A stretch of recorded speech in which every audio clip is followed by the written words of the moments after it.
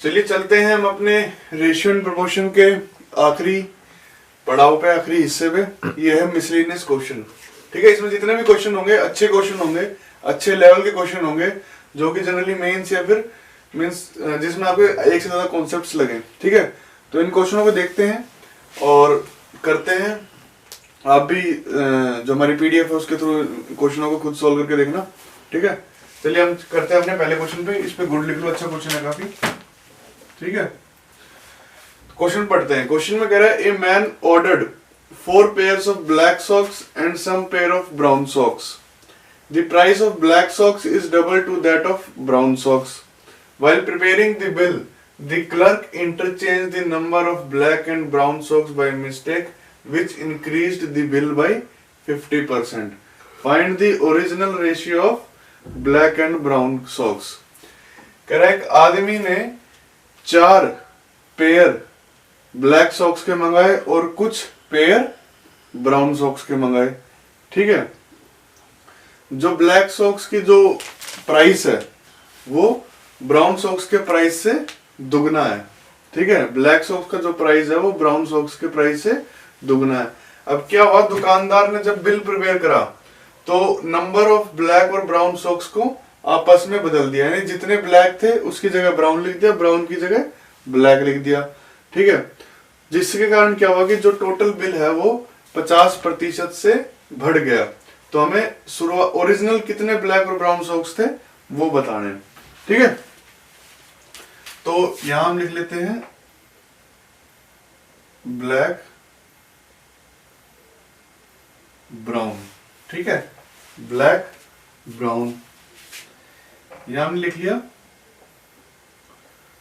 Quantity, यहां लिख लिया हमने प्राइस और यहां लिख लिया हमने टोटल।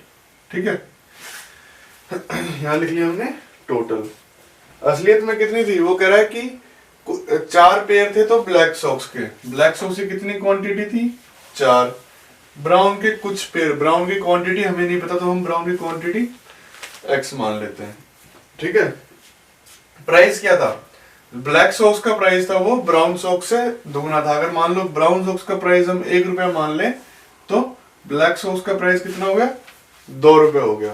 ठीक है, अगर ब्राउन सॉक्स का प्राइस हम 1 रुपया मान लें तो ब्लैक सॉक्स का उससे दुगना आया तो यानी 2 रुपए हो गया।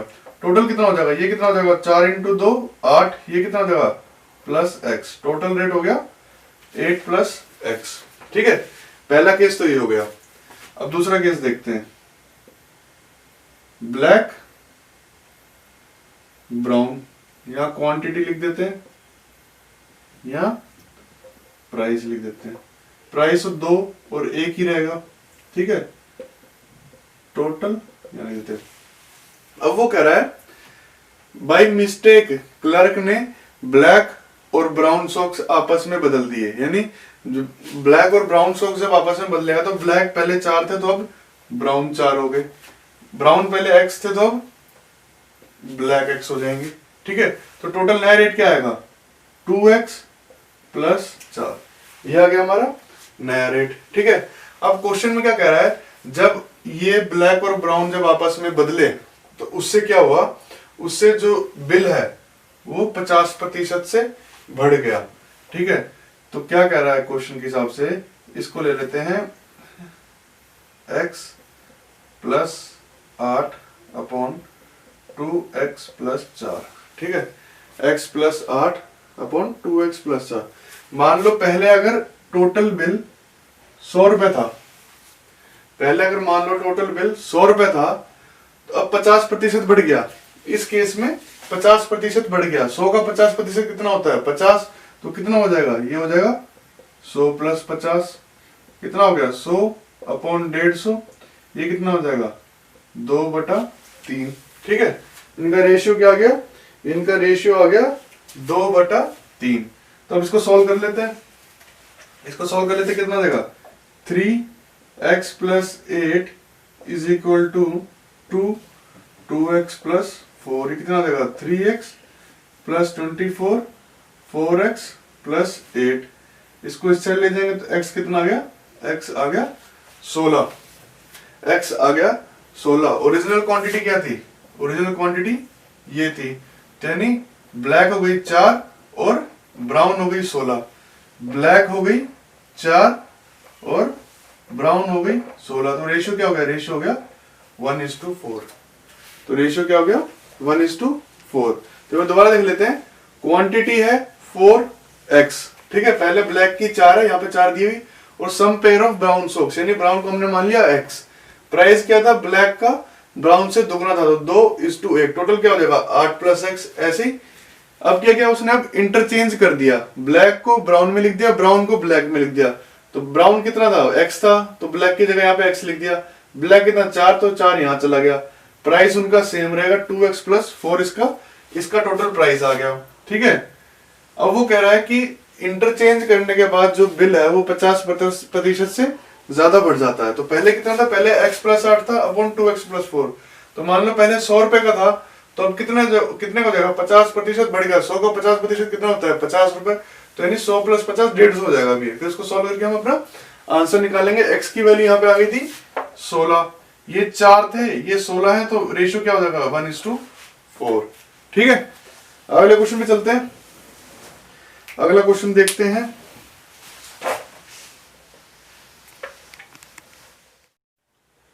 चलिए अपने नेक्स्ट क्वेश्चन की तरफ चलते हैं, ठीक है। ये भी अच्छा क्वेश्चन है और एसएससी में पूछा हुआ क्वेश्चन है, ठीक है। तो क्वेश्चन पढ़ते हैं। The price of diamond is directly proportional to square of its weight. A man broke the diamond accidentally in 3 pieces in the ratio 3:5:7 and thus lost ₹42,600. What was the original price of the diamond? ठीक है। तो कह रहा है कि एक diamond है, हीरा है, उसका जो कीमत है, उसकी जो कीमत है वो उसके वजन के स्क्वायर के बराबर है, ठीक है। एक डायमंड है, एक हीरा है, उसकी जो कीमत है वो उसके स्क्वायर, उसके वजन के स्क्वायर के बराबर है। गलती से उस आदमी से वो हीरा नीचे गिर जाता है और वो 3 पीस में टूट जाता है। जो तीनों पीसों का रेशियो है वो है 3:5:7, ठीक है। जिसके कारण उसको क्या होता है? उसको 42,600 का नुकसान होता है। तो वो हमसे पूछ रहा है कि हीरे का असली कीमत क्या थी। 3 पीसों में टूट गया। मान लेते हैं एक है 3x, दूसरा है 5x और तीसरा है 7x। जब ओरिजिनल था मतलब ये पूरा था ना, पूरा कैसे होगा? 3x + 5x + 7x, इन तीनों को ऐड कर देंगे तो ओरिजिनल आ जाएगा। तो कितना हो गया? ये हो गया 15x। प्राइस क्या था ओरिजिनल का? प्राइस ऑफ ओरिजिनल 15x का स्क्वायर लिखा हुआ है ना। जो प्राइस है वो उसके वेट का स्क्वायर है, तो ये कितना हो जाएगा? ये हो जाएगा 225x², ठीक है। 225x², ये तो प्राइस हो गया ओरिजिनल का। आफ्टर ब्रेकिंग किस में टूट गया? 3x में टूट गया, 5x में टूट गया, 7x में टूट गया। प्राइस क्या होगा आफ्टर ब्रेकिंग? इसका अलग होगा, इसका अलग होगा, इसका अलग होगा। इसका कितना हो जाएगा?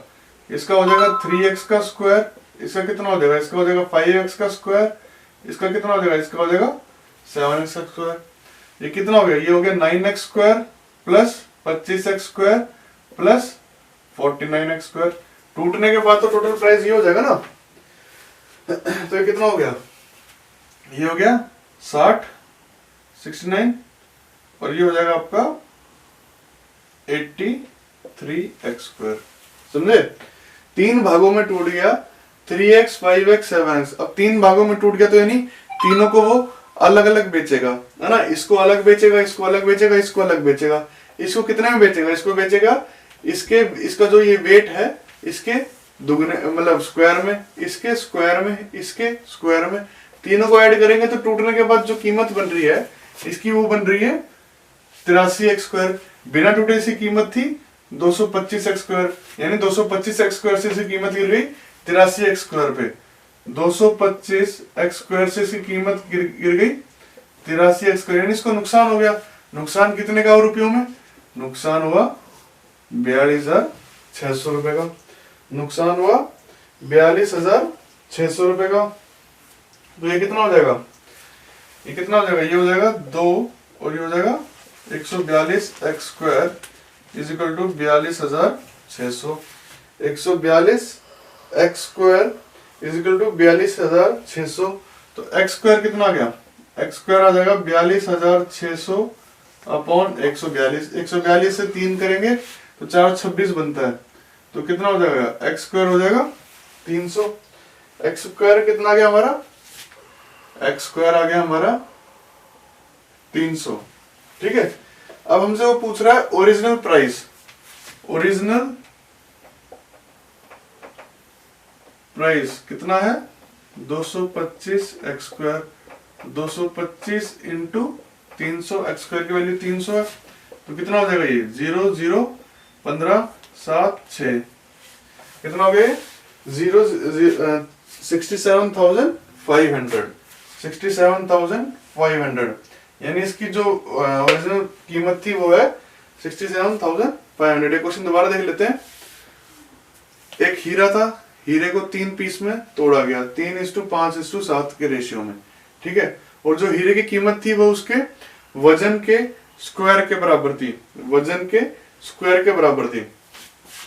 ओरिजिनल जब हीरा था तो उसकी टोटल तो ये हो गया ना, पहले तो जो पूरा था 3x + 5x + 7x हो जाएगा, यानी 15x हो गया टोटल। उसकी कीमत कितनी थी, उसकी कीमत थी 225 स्क्वायर हो गई। टूटने के बाद 3x में टूट गया, 5x में टूट गया, 7x में टूट गया। अब टूटने के बाद उसको जोड़ हो सकता है नहीं, तो इसको अलग बेचेगा, इसको अलग बेचेगा, इसको अलग बेचेगा।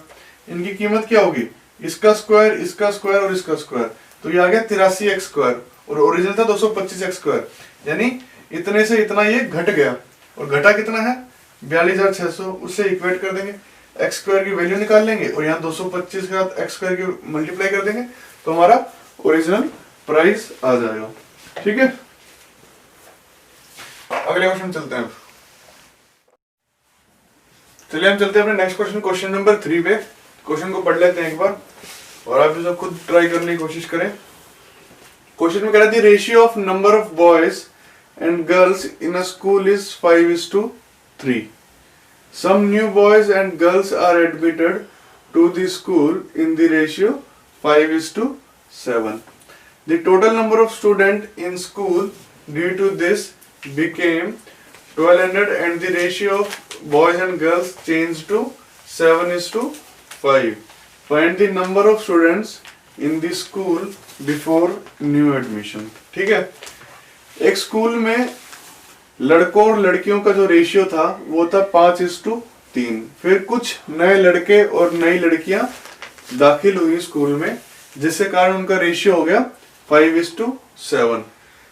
जब नए लड़के और लड़की दाखिल हुए उसके बाद जो स्कूल की जो स्ट्रेंथ थी, जो स्कूल में जितने बच्चे थे वो हो गए 1200। ठीक है, और जो नया रेशियो लड़कों और लड़कों के बीच में था वो हो गया 7:5। जब कुछ लड़के लड़की ऐड हुए तो स्कूल की स्ट्रेंथ संख्या हो गई 1200 और लड़कों और लड़कियों का जो रेशियो हो गया वो हो गया 7:5। तो हमसे पूछ रहा है कि number of students in school before new admission, number of student in school before new admission कितने थे। ठीक है, पहले बॉयज और गर्ल्स का रेशियो कितना था 5:3। तो बॉयज हम मान लेते हैं 5x थे, गर्ल्स हम मान लेते हैं 3x थे। ठीक है, बॉयज हम मान लेते हैं 5x थे, गर्ल्स हम मान लेते हैं 3x थे। Some new boys and girls are admitted to the school in the ratio 5:7। कुछ नए लड़के और लड़कियां एडमिट हुई स्कूल में 5:7 रेशियो में। तो बॉयज जो एडमिट हुए वो मान लेते हैं 5y और गर्ल्स जो एडमिट हुई वो मान लेते हैं 7y। ठीक है, बॉयज जो एडमिट हो गई वो हो गए 5y और गर्ल्स जो एडमिट हो गई वो हो गई 7y। ठीक है, अब क्या कहता है, अब नए बच्चे आने के बाद जो टोटल स्ट्रेंथ हो गई वो हो गई 1200, यानी 5x + 3x + 5y + 7y, मतलब चारों मिलाए कितना हो गया, अब हो गया 1200। ये कितना हो जाएगा, ये हो जाएगा 8x + 12y = 1200। ये कितना हो जाएगा 2x + 3y = 300। ठीक है, अब कितना हो गया 2x plus 3y equal to 300। समझ में आया कैसे आया? इतने बच्चे पहले थे लड़के लड़कियां, इतने और नए आ गए और टोटल मिला के कितने हो गए 1200। ठीक है, अब वो ये कहता है कि जो नया रेशियो है बॉयज और गर्ल्स का वो हो गया 7:5। बॉयज पहले कितने थे 5x, ठीक है, नए कितने आए 5y, ठीक है। गर्ल्स पहले कितनी थी 3x, नए गर्ल्स कितनी आई 7y और रेशियो क्या हो गया 7:5। ठीक है, रेशियो कितना हो गया, रेशियो हो गया 7:5। ये है पुराने बॉयज प्लस नए बॉयज, पुराने गर्ल्स प्लस नए गर्ल्स, और नया रेशियो कितना हो गया 7:5। इसको यहां ले जाएंगे 25x plus 25y, 21x plus 49y। इसको यहां ले जाएंगे 4x और इसको यहां ले जाएंगे, कितना हो जाएगा 49 माइनस 25 कितना हो गया 24y। x कितना आ जाएगा, x आ जाएगा 6y। x कितना आ गया, x आ गया 6y। अब हमें क्या बताना है, x की वैल्यू हमारे पास आ गई 6y के बराबर। तो किसी भी इक्वेशन में डाल लेते हैं, हमें बताना है कितना, हमें क्या बताना है, हमें बताना है कि न्यू एडमिशन से पहले कितने थे, न्यू एडमिशन से पहले टोटल बच्चे कितने थे, न्यू एडमिशन से पहले टोटल बच्चे कितने थे। हम ये वाली इक्वेशन ले लेते हैं। ठीक है, x की वैल्यू क्या है 6y, यहाँ पे x की वैल्यू 6 क्या था 12y plus 3y is equal to 300। ये कितना हो जाएगा 15y इज इक्वल टू 300 और y क्या आ जाएगा, y आ जाएगा हमारा 20। y कितना आ जाएगा, y आ जाएगा हमारा 20। ठीक है, y 20 आ गया। अब हमें क्या निकालना है, अब हमें निकालना है x। अब y आ गया 20, x निकालना है, तो दोबारा से इसमें डाल देते हैं 2x, y 20 था तो 3 इंटू 20 कितना हो गया 60, ये हो गया 300, 2x कितना हो गया 240, x कितना हो गया 120, x कितना हो गया 120। अब हमसे क्या पूछ रहा है कि total number of students in the school before admission, total number of students in the school before admission. Before admission कितने थे 5x और 3x, 5x और 3, 5 और 3 यानी टोटल 8 थे, 8x थे टोटल। x की वैल्यू क्या है 120, तो 8x की वैल्यू क्या होगी 960। 8x की वैल्यू क्या होगी 960। अब कुछ लोग ये समझते हैं कि x और y लेते हैं तो क्वेश्चन बड़ा हो जाता है। अगर मान लो मैं इस क्वेश्चन को करता तो मैं इसमें कुछ नहीं लिखता, मैं सीधा सिर्फ वैल्यूज डालता और क्वेश्चन को सोल्व कर देता। मान लो कैसे, मैं दिमाग में सोच लेता हाँ वो 5x ले लिया, उसको 3x ले लिया, प्लस 5y नहीं आ गए, 7y नहीं आ गए और ये 1200 हो गया। एक इक्वेशन इसे बना लेता और दूसरी इक्वेशन फटाफट उससे बना लेता। तो जैसे जैसे क्वेश्चन प्रैक्टिस करोगे चीजों की आपको नॉलेज हो जाएगी, आप ज्यादा फास्ट कर पाओगे पहले के मुकाबले। ठीक है, तो वो अपने आप ही शॉर्टकट बन जाता है चीजों का। आपको शॉर्टकट हर क्वेश्चन के याद करोगे तो पेपर में कुछ भी याद नहीं आने वाला। तो क्वेश्चन में क्या कह रहा है और कैसे करना है ये समझ आना बहुत ज्यादा जरूरी है। ठीक है, चलिए अगले क्वेश्चन पे चलते हैं। चलिए हम अगले क्वेश्चन में चलते हैं, क्वेश्चन नंबर 4। क्वेश्चन पढ़ लेते हैं। क्वेश्चन में कह रहा है in a coloured picture of blue and yellow colour, ठीक है, blue and yellow colour is used in the ratio 4:3। if the upper half, if in upper half blue and यहाँ पर आएगा yellow, blue and yellow color is in ratio 2:3, then in lower half blue is to yellow is what। मतलब कह रहा है कि एक coloured picture है जिसपे सिर्फ ब्लू और येलो कलर से कलर किया गया है। किस रेशियो में कलर किया गया है, वो किया गया है 4:3 रेशियो में। यानी एक पिक्चर के 4 पार्ट्स तो ब्लू में कलर कर दिए हैं और 3 पार्ट्स येलो में कलर कर दिए हैं। ठीक है, उसके बाद कह रहा है अगर मान लो ये पिक्चर है, इसके ऊपरला जो हिस्सा है, ठीक है, अपर पार्ट में 2:3 रेशियो है, तो नीचे वाले में क्या रेशियो होगा, ब्लू इज टू येलो का। ठीक है, अगर ऊपर वाले में 2:3 रेशियो है तो नीचे वाले में क्या होगा, क्या रेशियो होगा। ठीक है, चलिए क्वेश्चन करते हैं। पहले टोटल में देखते हैं, पूरे में ब्लू का रेशियो कितना है, ब्लू कितना है पूरे में 4 पार्ट, टोटल कितना है 7। येलो कितना है 3, टोटल कितना है 7। ये तो हो गया ब्लू और येलो। अब कह रहा है अपर हाफ, अपर हाफ में ब्लू कितना है 2, टोटल कितना है 2 + 3 5। येलो कितना है 3 और टोटल कितना है 5। ठीक है, ये तो हो गया टोटल, ये हो गया अपर हाफ। पर यहाँ पर इंटू 2 होगा, यहाँ पे भी इंटू 2 होगा। 2 से डिवाइड क्यों कर रहे हैं, क्योंकि हम सिर्फ अपर हाफ का निकाल रहे हैं। लोअर हाफ का अगर इसमें जोड़ते तो टोटल ये हो जाता, पर जब हम अपर हाफ निकाल रहे हैं तो 2 से डिवाइड करेंगे ताकि आधा उसको हम मान सकें, तो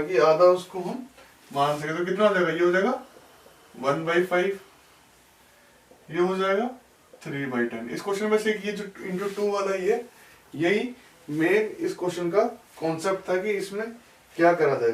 ठीक है, अब लोअर हाफ क्या होगा, upper half sorry total minus upper half. Blue का क्या होगा, ब्लू का टोटल कितना है, ब्लू का टोटल है 4/7 और अपर हाफ कितना है 1/5।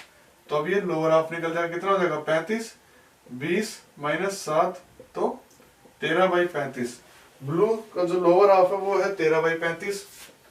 येलो का लोअर हाफ क्या होगा, total 3/7 minus upper half 3/10, LCM ले लेते हैं 70।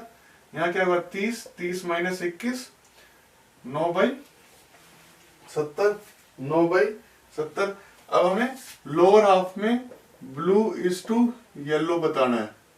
ब्लू कितना है 13/35, येलो कितना है 9/70, कितना हो जाएगा 13/35 × 9 × 70। ये 2 बारी तो कितना गया 26/9। ठीक है, लोअर हाफ में कितना गया, ब्लू इज टू येलो आ गया 26/9। टोटल कितना, देखो अब दोबारा देख लेते हैं। ब्लू टोटल कितना था, पहले था 4:3 के रेशियो में पूरी फोटो में, तो ब्लू कितना जाएगा, ब्लू जाएगा 4, कितने में से 4 + 3 7 में से। ठीक है, येलो कितना था 3 था, कितने में से 7 में से, तो येलो का रेशियो क्या 3/7। अब हमसे अपर हाफ पूछ रहा है, अपर हाफ में कितना है 2 कितने में से 5 में से, पर इंटू 2 नीचे हम करेंगे ताकि अपर हाफ का हम सिर्फ अपर हाफ का ले लें, पूरा लेते। अगर हम इसको सिर्फ 2/5 लिखेंगे तो ये तो पूरे पिक्चर का हो जाएगा। ठीक है, आधा कैसे करेंगे, आधा तभी करेंगे जब यहाँ से हम इसको 2 से डिवाइड करेंगे। ठीक है, तो ऐसे ही येलो का ले लिया, हमें अपर हाफ के रेशियो मिल गए। अब टोटल में से अपर हाफ रेशियो डिवाइड कर देंगे तो हमें लोअर हाफ के रेशियो मिल देंगे और दोनों को रख देंगे वहां पर। ठीक है, अगले क्वेश्चन की तरफ चलते हैं। अगला क्वेश्चन करते हैं। आशा करता हूं दोस्तों आपको ये वीडियो पसंद आई होगी। इसी तरीके से आप हमारा साथ देते रहिए, हम आपके लिए नई नई वीडियोस लाते रहेंगे, हर टॉपिक को कवर करेंगे। आपको फ्री ऑफ कॉस्ट वीडियो मिलेंगे हमारे चैनल स्टडी फॉर्म पे। अगर आपको ये वीडियो अच्छी लगी तो लाइक, सब्सक्राइब और शेयर जरूर करें, अपने दोस्तों को भी दिखाएं और लाइक जरूर करें। इससे हमें कॉन्फिडेंस मिलेगा कि आपको हमारी वीडियोस अच्छी लग रही हैं, पसंद आ रही हैं।